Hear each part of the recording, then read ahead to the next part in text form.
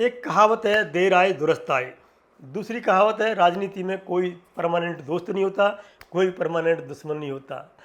सांसद चंद्रशेखर आज़ाद के बारे में कहना है कि उन्होंने कल तक संघर्ष के साथी रहे, विनय रतन से किनारा करने के बाद, अभिजीत दीपके के हाथ मिलाने के बाद जंतर मंतर पहुंचे। सबसे पहले उन्होंने कहा कि वांचू को समर्थन देना चाहते हैं, लेकिन अभिजीत दीपके का नाम तक नहीं लिया।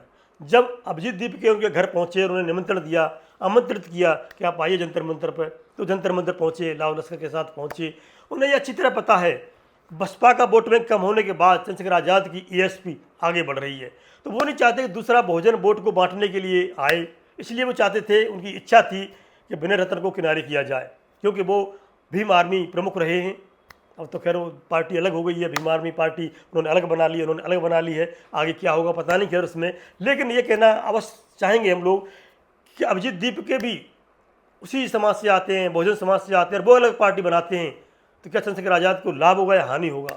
लेकिन उन्होंने नाप तोल के शब्द कहे हैं, उन्होंने आंदोलन का समर्थन किया है कि राजनीतिक बयान से हमेशा बचे हैं। उन्होंने स्पष्ट कहा है कि आंदोलन होना चाहिए, और जब तक युवा आंदोलन नहीं करेंगे, अंगड़ाई नहीं लेंगे, तो ये विपक्ष एकजुट नहीं होगा, तो सत्ता पक्ष कैसे झुकेगा, सत्ता पक्ष की मनमानी कैसे रुकेगी, ये पेपर लीक मामला, युवाओं का मामला कैसे हल होगा।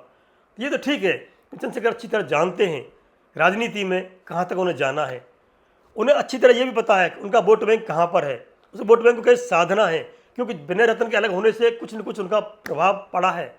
और दूसरा, बस बहुजन समाज पार्टी का दोबारा से सक्रिय होना राजनीति में, कुछ दिन पहले बहन जी ने भी कहा था कि घड़ियाली आंसू बहा रहे हैं, भतीजे आनंद भी सक्रिय राजनीति में आ गए हैं, कुछ और बसपा के प्रमुख लोग भी सक्रिय हो गए, और यूपी में 2027 चुनाव को देखते हुए बसपा अपना पूरा जोर लगा रही है।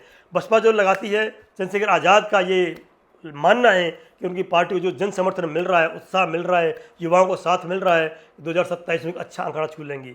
लेकिन बसपा का उभरना और अभिजीत दीपके की पार्टी बना करके भी यूपी में चुनाव लड़ना उनको अखरेगा, तो इसलिए वो फूंक फूंक के कदम रख रहे हैं। वो ये बात देख के, नाप तोल के कदम रख रहे हैं। उन्हें पता है कि विनय रतन को किनारे करना और बसपा का उभरना उनके लिए खतरे से कम नहीं है। और पीडीए यानी कि समाजवादी पार्टी का पीडीए का जोर लगाना उनके लिए खतरे की घंटी है।